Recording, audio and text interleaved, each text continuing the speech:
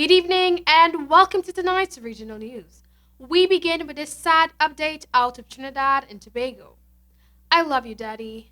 These were the words Makesha Thomas, 8, repeatedly told her father, Michael Menard, even when he beat her mercilessly, according to Celestine Oliver, who said her niece could have been alive today if her desperate calls for help were taken seriously. Oliver said she called the police as well as Makesha's mother, Miss Sonia Thomas, on countless occasions, begging them to rescue the child from her abusive father. Oliver related the horrifying story of how her brother Michael Menard beat Makesha frequently and even locked her and her brother Makesi, 10, in a room without food. Oliver said relatives could not physically do anything to remove the children as her brother would turn violent and everyone was fearful of him, and they were told repeatedly by authorities that legally only the mother and father have a say. The Trinidad and Tobago Police Service, TTPS, yesterday confirmed that Oliver had made a report of child neglect against Menard on April 6th, and they visited the home and left as the children were physically fine.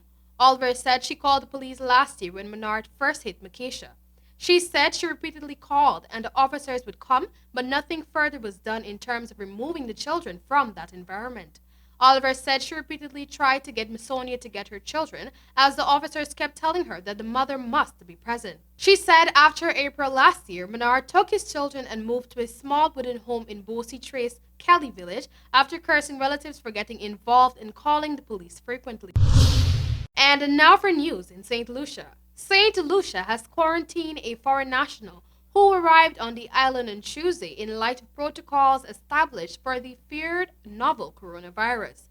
The person arrived in St. Lucia on Tuesday in a private yacht from a nearby country, Department of Health and Wellness said. The country was not named.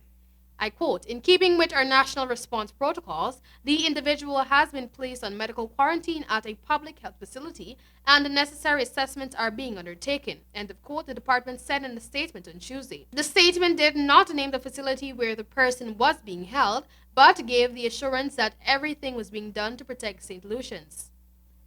Videos have been circulating on social media with people claiming that 2 people with the dreaded virus were being held at a hospital in St. Lucia.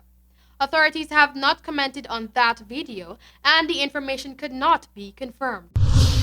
And for our final story, the Caribbean Development Bank CDB Director of Economics Dr. Justin Ram has talked up the need to improve employment opportunities and the quality of life for Caribbean citizens. And I quote, "The Caribbean Development Bank underscores the need to build inclusive and resilient economies to improve employment opportunities and quality of life for Caribbean citizens. Such economies are characterized by sound macroeconomic management, environmental preparedness, human development, productivity, and competitiveness," end of quote, Dr. Ram said on Tuesday at the bank's annual news conference held in Barbados. In the aftermath of Hurricane Dorian, CDB approved a US $450 million policy-based loan for the Bahamas. CDB continues to support the Barbados economic Recovery and Transformation Program by providing a second US $75 million policy-based loan to strengthen public finances and improve the business environment. In St. Lucia, a performance management delivery unit was created last year to deliver results in areas such as agriculture,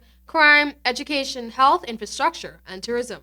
Dr. Ram said the bank's research will examine the benefits of equal opportunity in terms of economic competitiveness and improved social outcomes, explore enhanced regional integration through factor mobility, consider how inclusivity and resilience might be undermined by crime, focus on measurement of the blue economy and the potential of marine renewable energy, and recommend innovative financing mechanisms for building resilience. And that was all for tonight's regional news.